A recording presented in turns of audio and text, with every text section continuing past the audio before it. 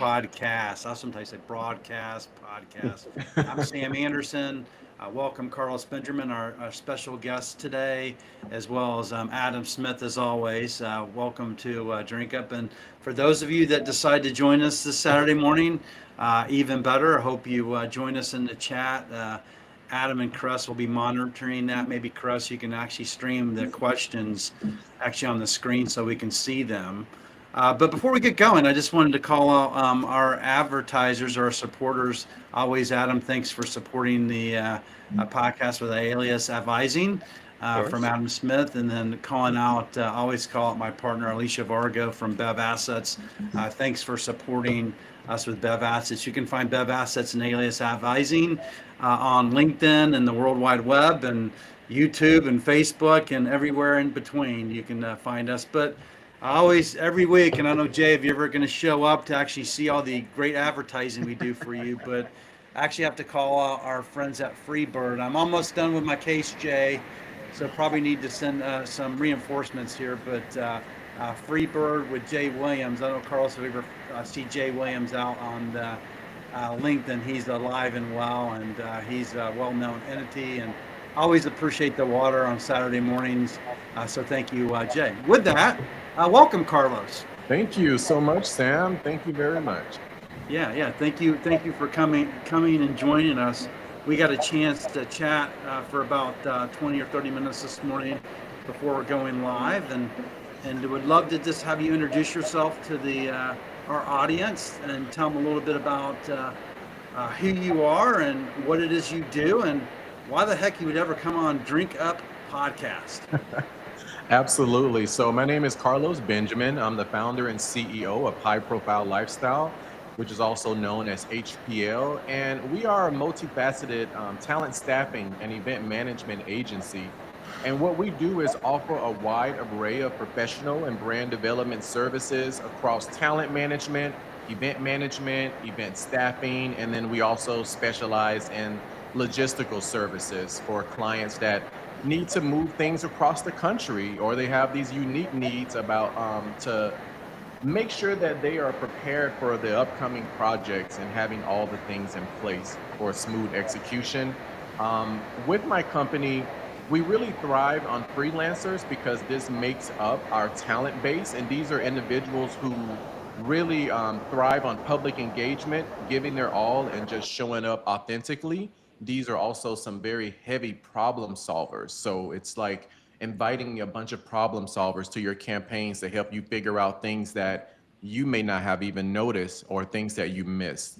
And that's what we do. Oh, that's amazing. We were talking earlier, and I was talking about I went to the 3M golf tournament here in Minnesota, and we were talking about all those people that were guiding you on your Mhm. journey from the parking Yes. lot to the check-in, to go through security. And then once you got through, there was someone trying to offer me free samples of something. So your team does a lot of that work. Yes, my team is definitely heavily involved in the directional flow of event experiences. So from the moment you step out of the vehicle to, entering the red carpet, if it's a red carpet event, if it's just a food and wine festival, there's a line for VIP, there's a line for general, where do you go when you get on the inside? Yeah. We would rather not have people be lost looking to find their way. Instead, they have a presence that's right there to say, oh, welcome. And a lot of times, with certain technology, we're able to know who's walking up to us before they even get there, if it's a registered attendee event. So you'll usually get a pleasant voice to say, welcome, Samuel. So glad you could join us. And people are like, oh, wow, how'd you know my name? And Yeah. sometimes they have a name tag on, didn't realize they had a name tag on, and we're paying attention to all the details. But yes, my team is heavily involved in the event experience flow and just making sure that consumers and attendees are able to really just come to these functions and just have a blast, man, and not find themselves looking around, figuring out what to do and where to go. Well, I'm going to be your guide this morning, by the way. Can you Yes. just center yourself in front of the camera a little bit? So be Yep. aware so I can see you. So sorry Of about course. guiding you, but that's what your people would do. They're like, hey, Sam, for Yeah. this experience, you need Exactly. to do X. So why in the world, I asked you this earlier, this is your business. It is. And we ask every founder this, why in the world did you want to start a business? I mean, it's hard, right? It can't Yeah. be easy. Yeah, that's such a great question. I wanted to start a business because I spent about, let's see, I started my freelancing career in 2010, actually 2009, right? And once I started this career, I started to meet other freelancers, independent contractors, people who were like producers and artists. And these people have been doing this for quite some time. So I got a chance to learn some of the things that were attractive to me about having this type of career path. And as I got involved in being a model, and then I started working in the film industry as a production assistant, fortunately, I was able to land a mentor who was a Hollywood filmmaker, who, well, still is a Hollywood filmmaker, actually. And she took me under her wing, started to help guide me into this independent workforce, right? Take me out of the corporate America background that I was so used to and speaking corporate and acting corporate and like no, this is a chill environment. Yes, people are kind of owning their own thing, but it's very chill, right? And so once I got a gist of what that really looked like for me, I really just started to own it, man. I started to own it, started to work a lot of film projects and commercials in New York City. And then after a while, I ran into the experiential marketing industry. I met some people who were asking me, like, hey, would you like to do the type of like, actually, they asked me if I'd be interested in working for some brands as a promotional model. I'm like, well, what does that look like? And then they explained, well, it's a little different from the film set. On film, you have to be quiet and you have to like, hurry up and wait, all these things. But I have a really big personality. I love to make people feel good. Like I love to engage and network. And so they basically explained to me what I would be doing for different brands, which is giving people a good experience. Hey, welcome. How's it going today? Can I help you with that? Opening the door, closing the door. And Yeah. so I tried it on. I did like my first promotional modeling project. I think it was for Axe, the body spray brand. And they had just got acquired by Salesforce, something of that nature. And so my job was to demonstrate to the new sales team some of the games and technology that was curated for these attendees so that they can learn more about the Axe body spray brand as they create campaigns to sell it in, all their different ways. And after while I was working that project, there was like 10 other promotional models on this project. And I'm like, hey, how'd you guys get this job? And they're like, oh, this is what we do for a living. And I'm like, for a living? How? And I'm like, I want to do this for a living.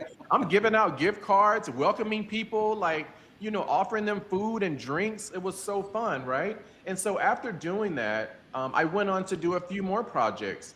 And then eventually I became a tour manager. And this is the Yeah. guy who's really in charge of the campaign, taking it all over the country. And after doing like tour management for like 7 years, what really made me want to start my own business is that while I was on tour, I had a talent agency who was a part of the the brand's marketing agency, right? The talent agency would provide the talent for my tour. And a lot of the times they didn't really provide people who care. They just, a body is here, let's go, right? And I'm the one that got to train them and make sure that they're delivering properly and all these things. And so as the years went by, I found myself staffing my whole tour because I want quality. At the end of the Yeah. day, if this doesn't go right, these people are going to be asking me, like, what did you do? It's going to be a Uh, reflection of my leadership. And I didn't know how to say during those early times, like, no, this agency is just giving me shitty people. Like, what do you want me to do? So I started to really use my network of talent that I had worked with, throughout the country as I was doing projects. And at some point, one of my friends or maybe my mentor started asking me like, why don't you start your own business? You're pretty much already doing it. Like you're doing the job of the agency and the job of a tour manager, but you're just not getting paid for the agency portion. And I'm like, well, it's fine because at least my tours are going great and my clients aren't complaining, right?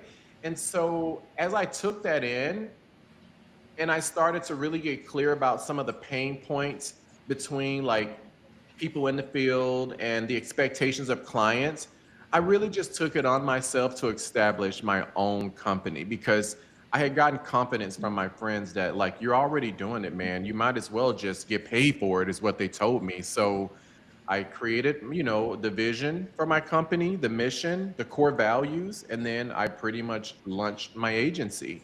And Wow. thankfully, I was able to do it after I built such an amazing roster of talent that I can personally vouch for, that I knew would do a good job if I pulled them on any of my projects. Man, And you're that's how you're it just you're describing kind of what we do with our feet on the street program in a lot of ways. You and I need to have some off conversations. So a couple I of welcome things. it. Yeah. One of the questions is, since we're talking about leadership and your team and a whole bit, what's the most important lesson you've learned as a leader? You're leading this agency. hmm Yeah, great question. The most important thing that I have learned as a leader, I would say for me, it's been the same thing for many years, and that's just lead by example.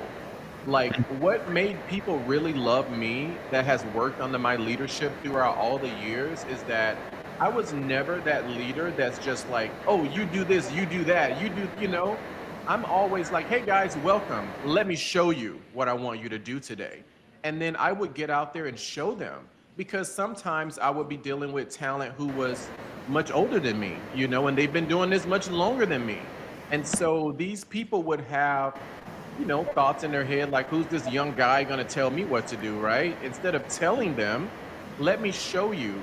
And after showing people what I wanted from them and how to go about doing it, people really started to acknowledge me for just bringing that to the table, which was a lot different from their other experiences working with leaders. Everyone is always just telling them what to do and not really showing them. So that is what has been one of the most important things for me in leadership, is just leading by example. So we gotta. Hey, I love that answer, and you kind of answered it already. But as you were talking, I realized I've been on mute this whole time. Uh, Well, there was some like fuzziness, just to be aware, Adam. So it's oh, not now. It went away, but for some reason it okay. was just some background noise. That's why I was muting you. No, you're fine. If that's the case, I appreciate it. I'm gonna blame it on my dog because I have no idea why. Um, uh, the thought that came to my mind is, and it's not even a question. There's a couple of other comments from Kogs on LinkedIn, but the thought that came to my mind was hospitality is one of those words that I liken it to social media, meaning hospitality, like social Mhm. media, is one of those words where you say it to people and they're like, I can do that, right? I talk to brand owners all the time, right? I can handle social media. I can handle experiential marketing. I got that. I'm like, Right, but do you? Do you understand? Like, right. we all know what good hospitality looks like, and we all know what engaging social media looks like, and we all know what the reverse looks like bad hospitality, Mhm. unengaged social media, a poor experiential experience, right? Or poor in-person experience.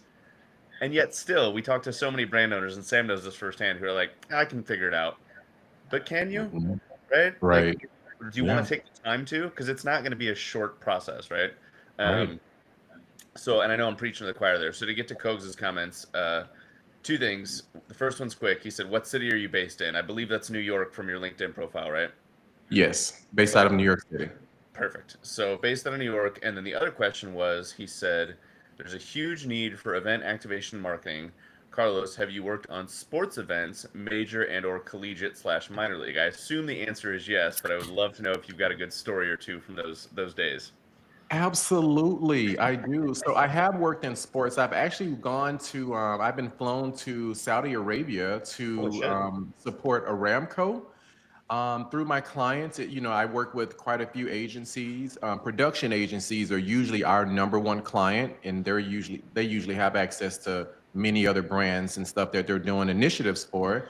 So I've been flown to Saudi and Dubai to support some of the sporting projects they've done there. I have also worked in volleyball tournaments for Adidas. I used to work with a vitamin brand, Smarty Pants Vitamins, and their target audience was U.S. Olympic sports, also track and field. And then I also worked as an athlete and fan experience manager for Athletes Unlimited, which is a sports league for all female athletes. And they have, I think, 5 different sports now: basketball, volleyball, lacrosse, softball, and forgive me, I'm missing one of them. But yes, I have worked in many different sports arenas. And what was the question that came up about the The experience? question was just so I'm going to tag team it because we got another one from Mhm, Jeff, who's another longtime listener and friend. The mhm, question from Robert was, have you worked on sports events, major or minor? And then the mhm. question from Jeff that I think maybe ties into what Robert was getting at is, do you use a tool or a wireframe to map out the experience for each type of attendee at an event, and how do you make their experience unique and memorable? Nice. That's really good question. So I answered the question about yes, I have experience in sports, a lot of experience in sports, love it. And in terms of how do we map out the experience, so it's really a collaborative effort, right? The production agency would come up with the location, they'll work with the venue operations team to get clear about what's the typical flow Hmm. for events of this size at this particular location, right? Once they get all that stuff down packed, my team comes in at the very end when it's execution time. Hmm. So they would have already kind of created what they think is a good experience flow, right? And then they are presented to me. I will look over the experience flow, and I would just from my experience and wisdom of just large crowds, and I'm talking like Comic-Con, Hmm. US Open, like large crowds of people. I would just tap into my experience from doing all these different projects and really get clear on what do I think would make an amazing consumer experience or attendee experience from the moment they walk through the door. So I don't often necessarily write it down. I would just kind of go through it in my head, which my team is now spending more time pulling all of the solutions out of my head because they're like, there's no way you can house all those things there. What if something happens to you, right? So they're constantly pulling all this, the juice out of my head. But I would take notes on what I think would be the best experience. And then when I get with my team, which is the talent who's going to be managing this experience, I'll stage everyone where I want them to be. And then I'll say, guys, let's do just a trial run. I'm going to walk in and I'll lead by example. I want you to say, oh, hi, Carlos, welcome. So glad you could join us. Love your shoes. I'll kind of give them some things just to make it exciting from the moment people enter. And once I go through that walkthrough, if it feels good to me, which most times it does, I'm just like, there we have it. But if there is some type of, kink in it, then I would go back to figure out like, okay, maybe there's too many people at the entrance. It feels like I'm scared to walk in here now. And so I would just design the experience based off of what feels the best, relying on my previous experiences in all these different arenas, and also just my observation of like attendees going to festivals and premieres and all these kind of events. And usually, man, one thing that I can say is like when you've been doing something for so long, there's this thing that when you know what you know that you know, follow your intuition. And I'm an intuition guy. Like it speaks to me, and I just know how to listen now. So I literally just when I know what I know and I stand on it very confidently. I'm also very open to suggestions and feedback and other collaboration. But I have just done it so many times where what I come up with is usually like a very strong way. And even if I start something a particular way, if I need to adjust it, I'll go back and adjust it. I'm not afraid to say like, oh, wait a minute, this is actually not working out because things could change when you're doing live events. Like it could just happen. So I'm always willing to adjust things as needed. And that's typically how I would create what the consumer or attendee experience should be like. Well, you've got a heck of a ride. A couple more questions to add. What drives you to keep going during the toughest moments? Because all the stuff you're describing here, Yeah, I mean, it has. yeah. I'm sure you've had some easy moments and tough Oh moments, my but so what keeps God. you going? That's so good. Tough moments are always going to come when you're doing live events because it's just you're live, right? The Wi-Fi could go out. Somebody could start all of a sudden have a crisis. Like anything could go wrong. Broadcast could have the wrong schedule, so now they're not showing up on time, and all the things in between. But what really drives me during my toughest moments is, I would have to say, um, I typically lean on the personal and professional development that I have learned. I've done like two very powerful personal professional development seminars. Landmark Forum is one of them, and then the other one is Momentum Education.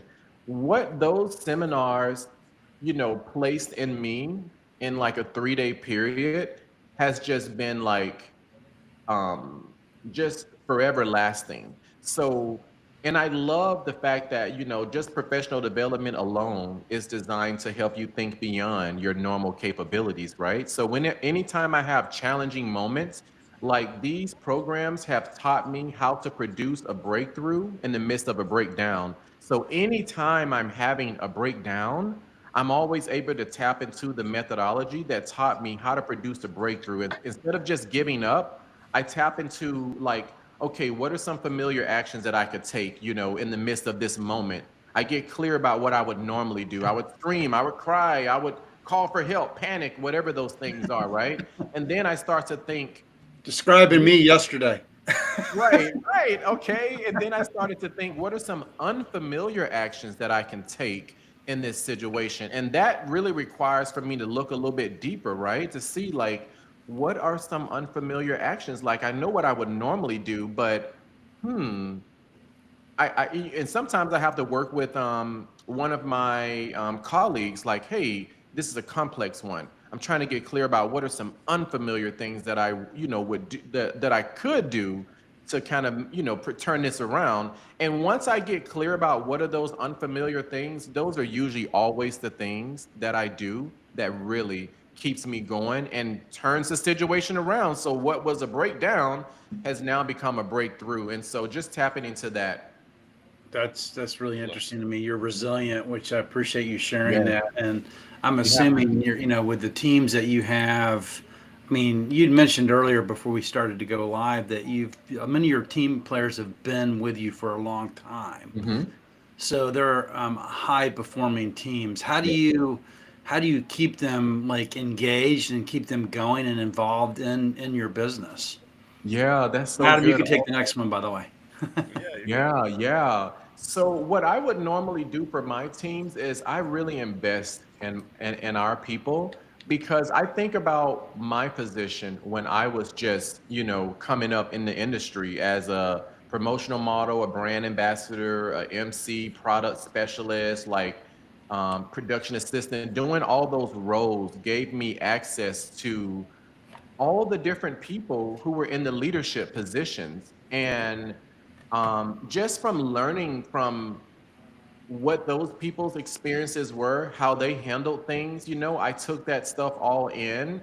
And once I got a taste of personal and professional development and just how impactful it is to just anyone who wants to make a difference in their life, I literally just started to investing into that kind of development for my teams. Like it, and to even see that, like, when I think about Lululemon, I think they send a lot of their people through the same professional development seminars. I think with also, what's the Panda Express, like, I don't believe any of their managers can manage unless they've gone through, Landmark Forum, which is, I think is so powerful. I'm going to go to my Panda in Burnsville and I'm going to check that out today. You should, yes, because they know that if you can help people on the inside with what they may be struggling with, the barriers that are in the way, especially self-imposed barriers, like you can really give people access to their life, if you can get those things out of the way. So I really like, just as a company, I'm always investing into personal professional development for my teams. Again, leading by example. Don't just listen to what I said is done for me. Let me give you the experience so that you can see and you can tell us what is done for you. And when we get feedback from our teams about, hey, how did it go? A lot of them was like, oh, I didn't even think I needed this. I was thinking, oh, what is this person, professional development. That creates the experience, right? Because one of the things we wanted to ask is about, what crew, because you're about experiences, right? So Absolutely. That Panda Express, if that manager's actually making his team happy and engaging with them and doing the things you're talking about, me as a customer is going to walk in and the team's going to project what he's projecting to them, and my experience is going to be great. So you kind of answered this question. Yeah. So in your view, what creates a truly successful brand experience? You're kind of talking about it right now. Yeah, exactly. But there is more to add to that. When it comes to a successful brand experience, I would say it is, how did your consumers and your attendees feel when they, like, how did they feel when they left the event? Did they feel fulfilled? Was it chaotic for them? Was it exciting? You know, did they leave feeling moved, touched, and inspired? That is one part of, like, you know, what makes a successful brand experience is, like, how are people feeling? I could give an example. I went to a Netflix premiere and for a particular movie, and we were invited by, like, the studios. You know, we came and the studios told us what the dress code was, right? We showed up looking amazing, black tie.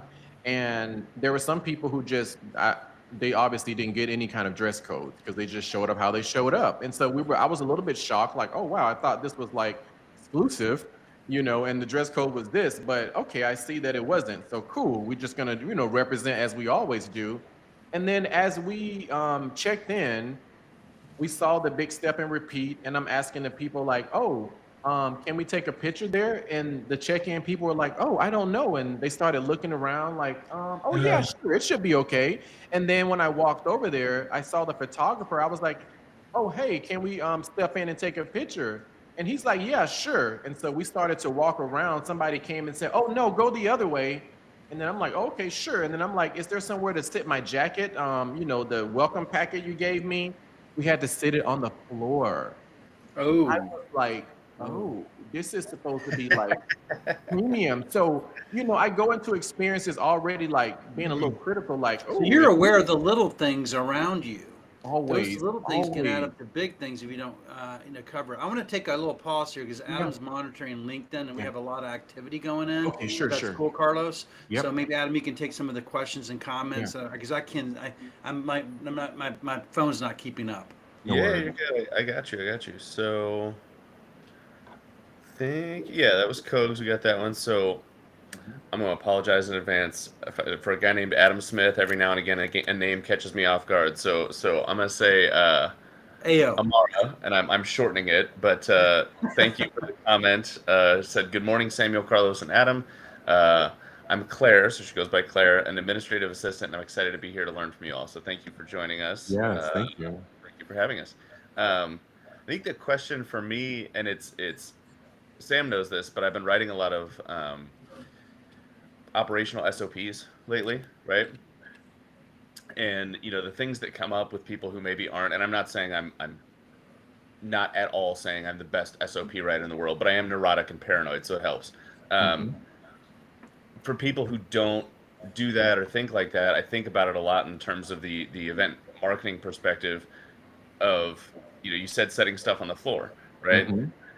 I'll get into an SOP and I'll do things like, okay, you know, if the SOP says step 5 is do this and it's on a computer, I've literally got later today, I'm going to be working on it again, a screenshot that I have highlighted, click here, then like idiot proofing it, right? Oh, where do I put my jacket? Right fucking there, right? Like here's a picture of where it's going. You know what I mean? So my question that comes out of that, I would love, because Caress and I met doing radio back in the day, so we've got a little bit of that under our belt in terms of going out and doing events, is, you know, a black tie event like the one you just described, people that are attending something like that, I have to assume, want to leave with a different feeling than maybe somebody that's going to a South by Southwest or a Comic-Con, right? There's a different level of, you know, hey, I still want to leave feeling fulfilled and taken care of. That part I'm sure remains the same. But, you know, setting something on the floor at a black tie event versus sitting on the ground to watch a concert, right? Both those you know, one attendee may be bummed they had to set their stuff on the floor. The other one may be like, I love sitting in the grass and watching music, right? And so how do you lead your team through understanding all those various variables? That's a good question. So it's really knowing, for me, I think it's just knowing the audience of the event. And I think that when it comes to just like the basics, like if you're doing any kind of high profile, my company is high profile lifestyle. Mhm. So it's like you can expect to come to some high touch, high end kind of events, right? And so we are just already going to think of these little things because we know what kind of experience we want to give people. Sometimes our projects aren't even high profile, but we make it that because of the experience that we bring. The client probably just had a very small vision in mind of like, oh, I just want people to come and have a good time. Well, for us, what having a good time means is like coming in, having somebody that can take your picture if you look amazing. Because at that premiere, we walked in and I'm like, oh, there's no person to take our picture in front of this amazing branded wall. And I asked the security person, like, hey, can you take our picture? There was nobody to secure at the moment. They were like, no, we can't take pictures. So to Yeah, me, it's funny. that killed my experience because I'm showing up looking amazing. And then I have this opportunity to take a photo and you're not even willing to do it. Like, how do you want people to be excited that they came to this function if you can't even take their photo or have somebody that can do it? So again, I lean on my experience and think about what would I want if I walked into this experience, even if it was like not really the highest profile. I definitely want a table, that I can prop up on if I need to, if there's drinks involved. I definitely want to be able to hang my things if there's if it's a cold environment and people are wearing jackets, if it's summer and people are outside, they're a lot open to this stuff. So your staff are pros, all right. So one of the Yes. things, kind of one of the questions is, how do you allow them like to step outside the box, right? You can't be there, like they're going to have to think on their feet, right? Yeah. And do the right thing at that moment. Like, Yes. how do you empower them to actually do that? Or do you train them for that? Or you have to be really quick on your feet because Yeah. I'm going to show up differently than Adam does. I'm feeling Right. spicy this morning, right? Yeah. Adam's not spicy this morning. So Right. I'm going to be how you deal with me is going to be totally different how you deal with Adam right now. Yeah. Yeah. That's so good. Let me tell you, I used to ask myself that same question, like, how am I going to get I have 150 people to lead today. How am I going to get them all to think the same? So for one, we would do some very amazing trainings. We do the personal professional development and our trainings leading up to projects. So that's one way that we do it. And the biggest secret to having all of my team members and the people that are under my leadership operate in this particular way is really through our core values. We have 4 core values, and it's integrity, streamlined communication, transparency, and complete work. Each one of those core values have a definition of what it means to HPL. And so we have a performance coach that would do these trainings and really just submerge everyone in our core values, giving examples and having them give feedback and share. And after going through these series of trainings and really making sure that people understand our core values, they're living and breathing it. And we also have our teams hold each other accountable. It's like, I can't be in California for, the Grammys thing to lead you guys because I have something else But going you go on. to you're in the Grammy. You go to the Grammys. I have not. So I'm just manifesting right now. Love it. Welcome to my world. That's cool. Yeah, but these are events that we have covered. We provided staff for them, but I'm not often always able to go. But to ensure that whoever does go to represent HPL, I make sure that these are, like, we call them our elite roster. And these are the individuals who have done like over 14 projects with us. So they really understand like just all the different things that come up, the different pivots, how to solve challenges, and they really know our core values. So it's not just you remembering what you need to do, it's the whole team. So that if you show up out of alignment today, you can count on somebody from our team will let you know, like, hey, Adam just came in here late. Adam, is there anything you want to say? Because we don't show up late, we show up early so we can work out those kinks. And it's just not a situation where we're going to just turn a blind eye to anything that is just doesn't align with our core values. And we teach people. It's a really competitive industry. I mean, you kind of answered this question, but how do you make sure your team delivers at a higher standard than the rest? I guess it's the accountability, right? Because I just showed up 15 minutes late and I just get caught out by the entire team. I guess so. I mean, I'm curious. I'm curious to, and I'll give you an out because I want to be respectful of your comfort level in answering this question. Yeah. I I'd be really curious to know either A, what the either dollar figure is or what the percentage of your budget goes to professional development for your team. And the reason I ask the question, right, is Yeah. is purely because I think for a lot of folks I talk to, for a lot of folks Sam talks to, going back to kind of one of the other questions I asked, everyone assumes that you can get the assassin, the expert, the gold standard on the cheap, right? Hmm. And Hmm. anybody who's done it for longer than 5 minutes knows that's rarely ever the case. Right. Especially when you're trying to, and I'm a big fan of, I mean, I'm a personal success story of, I didn't know anything when I came into this industry. 8 years later, I know enough to make a living out of it, and I'm thrilled about that. But it was not a short road, right? And people had to take time and money and invest in me and personal development, all that. So I'm curious, just to give an example or a benchmark for people, like how much of your either time budget, your financial budget, whatever, do you put toward that? Because obviously it matters to you. Right. Yeah, it does. Let me tell you, I spend thousands on my people, but I don't have any kinds of regrets about it because I think about myself. Like, if it wasn't for my Hollywood filmmaker mentor who took me under her wing and just encouraged me, like Carlos, Yep. I need you to do this professional development. If you want us to seriously do things together, I need Yeah. to know that you're ready for that. I don't want to waste my time. I'm high level. I'm just not starting out. So just her believing in me and sharing with me like one way to be able to step into my future sooner, that really just impacted my entire career trajectory. So I can't ever forget that. And even though she didn't pay for it for me, I did it for myself. I found value in investing in something that I've never done before for myself.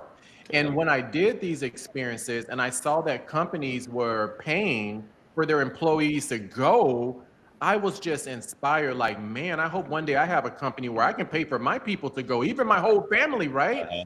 And Yeah. so I spend thousands of dollars on this investment, on this type of investment because these are the people that make up my company. If I can't care enough about them, Hmm. then why would they care enough about me? So, Yeah. and I've worked with so many agencies, and half of the people don't even believe in professional development. They're like, oh, that's not for me. But your agency is on fire and going down, and everybody's talking about it in the most negative way. Right. But they don't want to hear that. And for me, coming from the field and then becoming the CEO of my own company, like I just know what's there and I hear it all the time. So I have the advantage of just my field experience and people that are still working in the field. And then just now this new realm where I'm connected to more business owners and CEOs and they get to share their situations. And I just take that and really come up with a solution so that we're not struggling with the same things. And really just my investment into my people has just made such a difference because it comes from such a selfless place. Like, even if you're not working for my agency, I would still like if I was talking to you guys today and you communicated like, a deep struggle that you just cannot figure out because I believe in what it could do for You people. talking about an earlier conversation? Maybe this is, No, I don't know all your struggles. I'm sure there could be some deeper, but because I believe that, I could introduce you to a performance coach or a performance team that will make a difference for your company. I don't care if I don't make a dime off of that. Me knowing that I was causing the matter of, Samuel and Adam being able to take their company from 1 million to 10 million, that is all the peace and pleasure that I need, even if it has nothing to do with me. oh, So that's it's like paying it forward. karma is so real, man, in this world. Absolutely. You eat what you sow, Yep. I think to the word, but that's so appreciative. Let's Yeah. transition a little bit. Yeah. Let's get into some things that maybe you want to share about your company with everybody that's listening today. But before I do that, you want to take Amara's comment, Adam, that she said? I'll take a couple. Her and Coke. So, uh, I believe she goes by Claire. If I read that, yeah, I'm Claire. So Claire said, I love it when I can communicate effectively, respectfully, and receive feedback respectfully too. It encourages respect and productivity for the most I've seen. Love it for you and your team, Carlos. Um, and then uh, Coke said, has your company done events or activations in Toronto? Again, I'm assuming yes, but maybe I'm wrong. Yeah, so this is a Canadian connection. So Yeah. I call him Cost of Goods, by the way. That's his new name with me. I love that. We have not done projects in Toronto. We have been hired by Toronto agencies to help them with projects in the US because they Oh, need a interesting. US execution partner. So Sure. we do have clients in Toronto, but it's mostly to support them with their US projects. I mean, we could support them in their market, but you know, they know their market, I guess, a little bit better than we do. So I haven't gotten many clients with the need for our support in the Canadian market, but we're open to it, of course, if the opportunity presents itself. Great. Cool. Well, there you go, Cokes. Reach out. Yeah, Yeah. I sure will. Yeah, definitely. He's definitely a real. So let me ask a couple questions. First of all, how do people find you? Yeah, so you can find me on LinkedIn. I'm under Carlos Benjamin. Yeah, I'm under Carlos Benjamin on LinkedIn. I don't think there's many of us. And if you have an issue, it's going to be the brand strategic partner. You can also find us on Instagram under High Profile Lifestyle. And we also have Facebook, which is also High Profile Okay. Lifestyle. Okay, we can stream that too. Caress, I'll put it on. I'll put it on the screen. But do you have a website that people can go to and book you? Yes, of course. Highprofilelifestyle.com. How could I miss that, right? So yeah, highprofilelifestyle.com. That's It's why I'm here. I added Right. value today. So let's, Caress, maybe put that into the chat, and then I'll stream it, or you can stream it. Would be good. There we go. So it's Hang on. coming momentarily. All Got one it? word. All one word. We got to Mhm. correct that. I'm trying to post it on LinkedIn. It's not working, but it's, yeah, all one word. There's no dash. Yeah, Oh, no dash. Let's try that again, Caress. So people are yeah, going to be trying to go. They're going to go to the wrong place. So we're moving business over there. yeah. What are your costs? Like, what are the typical costs on this? Is it by gig? Is it by opportunity? I mean, Yep. can small brands afford you? Like, we have many small brands that Adam and I Mhm. work with. We're Yep. talking like, I talk about four things every week. I talk about test it, build it, scale it, and sell it. We're Mhm. usually anywhere between the test it and build it phase Mhm. of a brand is where Adam and I sit in our businesses. Can those brands afford you? Yeah, I would say so. We're always open to just hearing what brands are planning, what they're thinking, just so that Yeah, we can even kind of help guide them to making the most of what they're looking to do from our experience. So yeah. our cost, I mean, it really ranges from it could be from $5,000 all the way up to, you know, multi-million dollars. We've done all these kinds of, you know, Okay. campaigns with these type of budgets. But let's say if we're working with a smaller brand, like we support nonprofits often, right? They have all kind of Okay. social impact projects that they want to do. We also support organizers who are doing like smaller festivals, and during these festivals, they may only need like 4 additional staff members to support check-in and gift bag registration or the point of sales, whatever that is. So those are some smaller budget kind of projects that doesn't require, a large budget. But when we get into the bigger campaigns that are going to be like something more than a day and it's like weeks and months, obviously the price will increase, but it's really based on the need for staff. Like, how many people do you really need to help make this come together the way that you want it to go? So we would just consult with them, get really clear about their marketing goals, and then we would present a plan based on what they're trying to achieve and let them know how we can support them with doing that. And there may be steps to it. It may start off as a small situation, but as they get a return on their investment, now they have a budget for a bigger project. So it really varies depending on like how they're looking to start. Some clients are looking to start big. Some are looking to just, kind of inch up to it. So we just work with them on a consulting basis to get clear about the need and take it from there. Great. Alicia, my partner, had a comment. Awesome. No matter if our paths cross in business, we're always here. Absolutely. I think I got So, that. Sam, I want to go back to, so Claire asked one more question, and then I think timing wise, we should probably get to our finale question. Uh, Yes. So Claire asked, and I love that she brought it up. It's something that, especially anytime you talk about training and development, the flip side of the coin is always what Claire's asking, which is how do you respond or how do you handle whichever approach you want to take to it, uh, folks who might bring up the idea that like, okay, you spend all this time and money and energy investing in your team. What if they then go elsewhere, Hmm. right? Or how do you Yeah. manage that, right? Yeah, that's such a good one. You know what, man? What I know to be true is that generosity is never forgotten, for one. And when you give the world your best, the best will always come back to you. So when I invest in these freelancers who really work on I mean, these people work for all types of agencies, not just mine.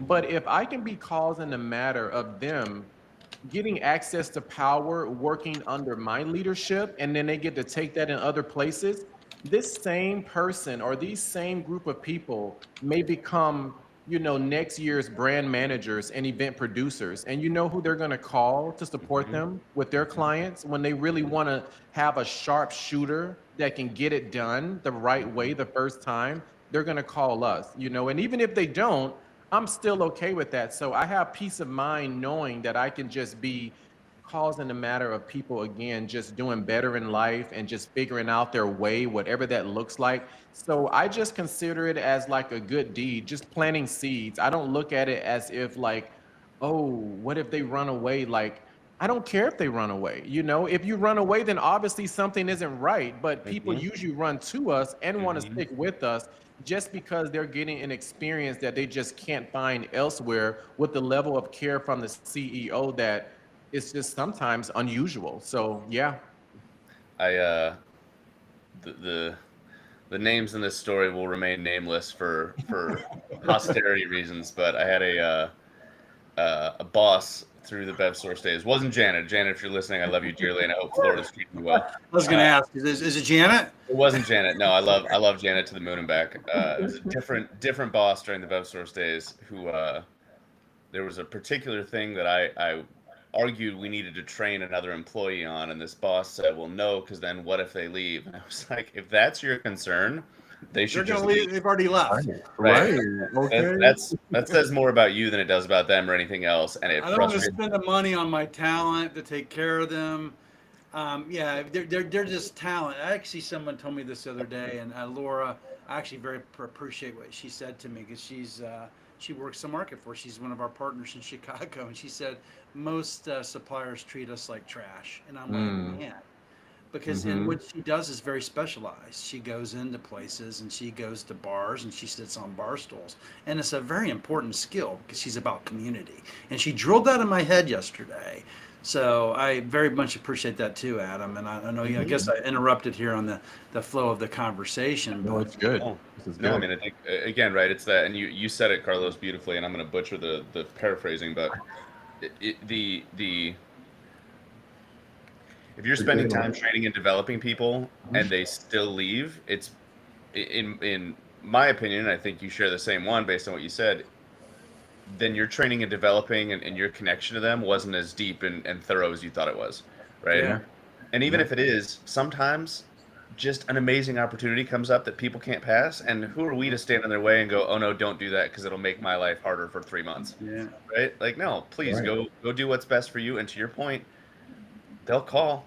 It might Yeah. be a week, it might be a year, but they're gonna come back Yeah. and call and go, "How can we keep Absolutely. working together?" Right? Yeah. Yeah, I would love to connect a couple people here in Minnesota. Have you ever come up here? I don't know if you're looking Yeah. for other partners Always. and Yeah. markets. I'd love to just connect you.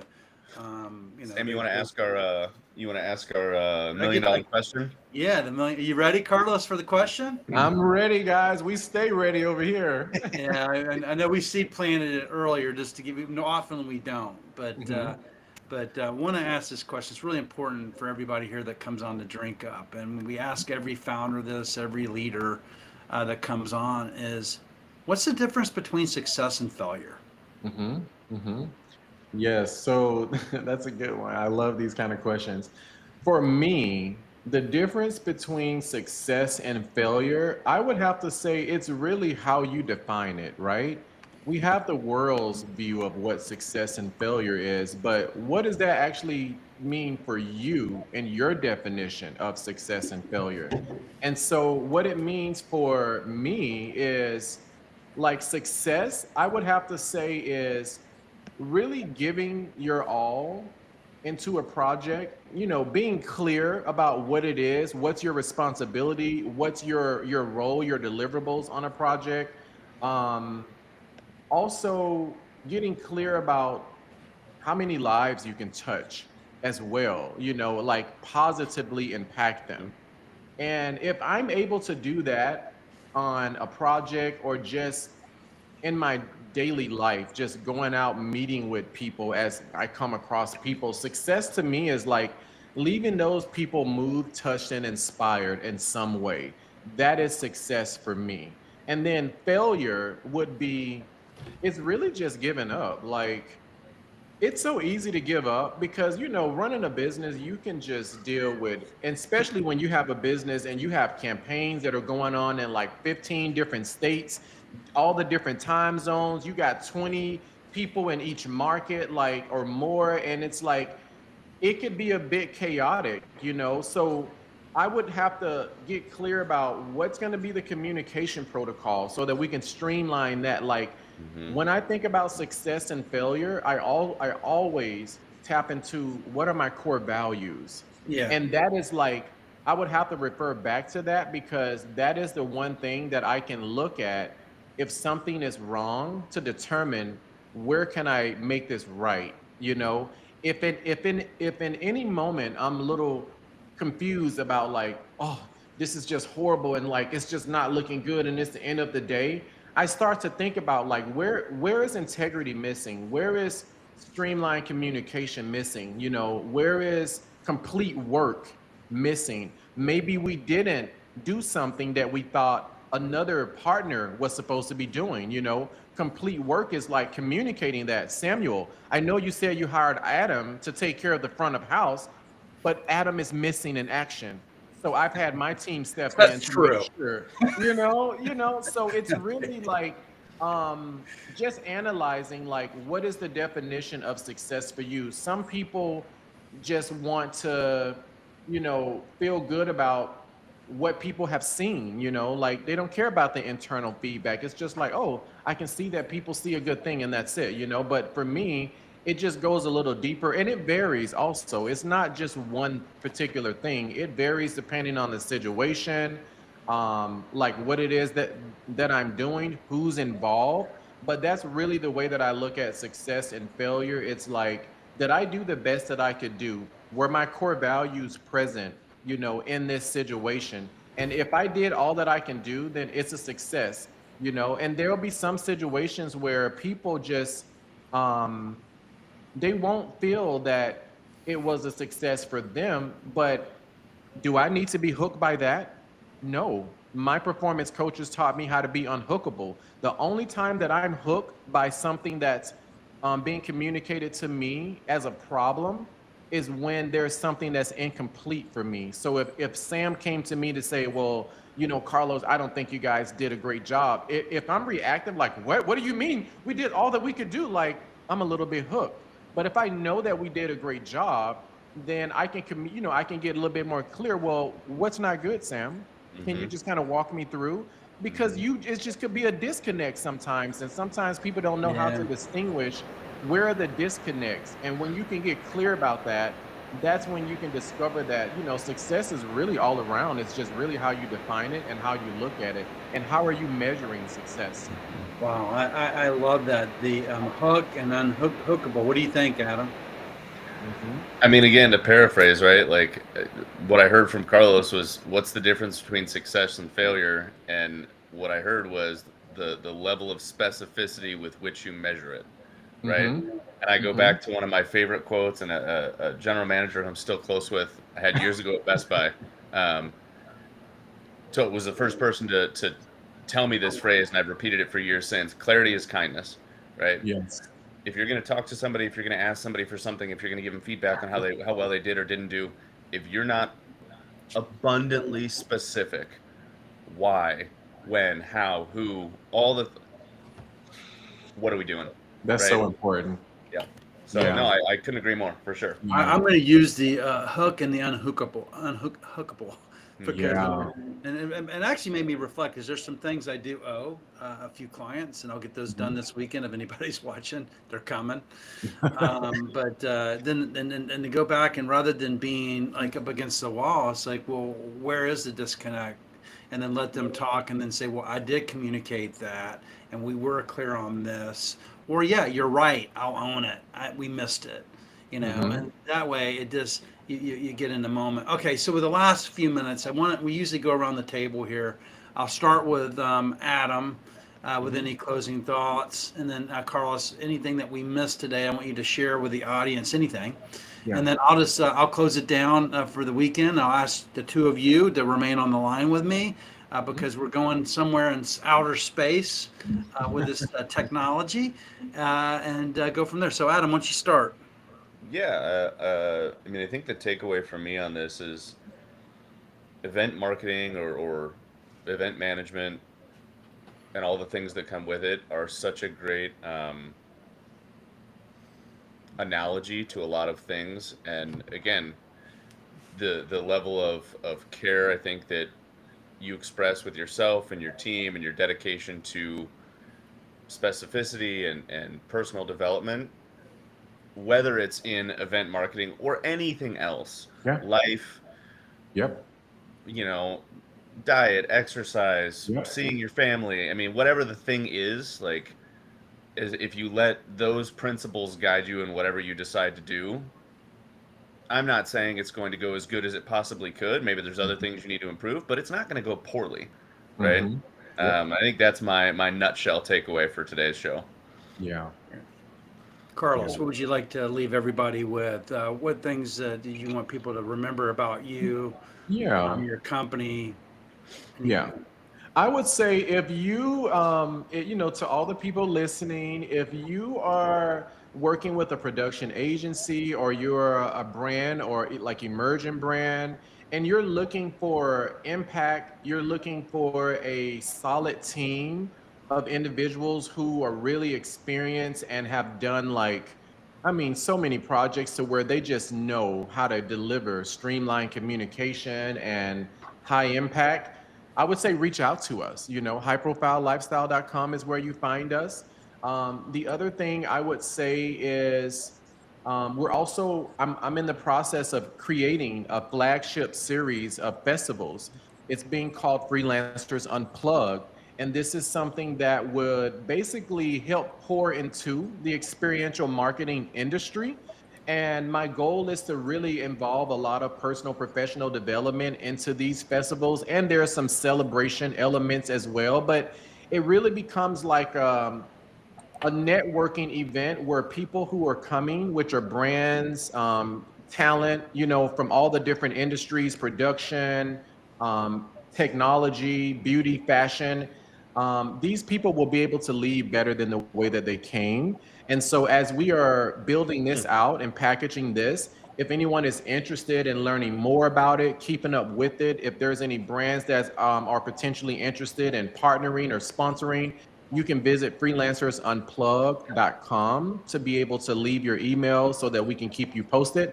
And then you can also Google Freelancers Unplugged, USA Today, or CEO Weekly. These are some of the publications that we're in where people can read a little bit more about our plans for Freelancers Unplugged if they're interested in participating. If any talent is interested in being recognized and being a part of this as well, I encourage you to visit freelancersunplug.com so that you can learn more. So I can send my two people to that, and then I can maybe connect them with you directly, hopefully.